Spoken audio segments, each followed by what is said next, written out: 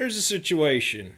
I got a 1996 VN 1500 Vulcan, and when I turn the turn signals on, they flash really fast.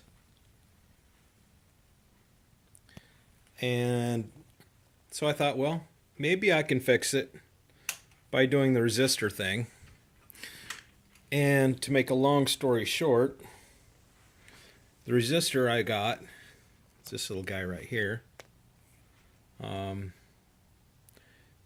watts, 10 ohms.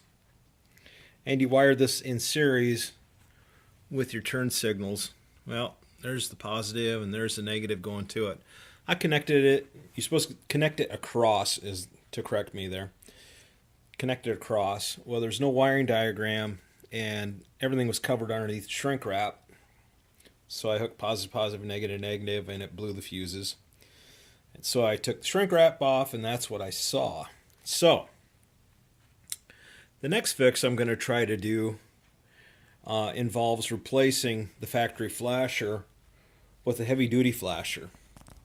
And if you've ever used heavy-duty flashers like in your old Chevy pickup, it is a 2-pin flasher that goes in series with your flasher wiring.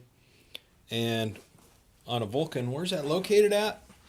Well, I pulled the side covers off, I pulled the water tank off, and lo and behold, it's located down here.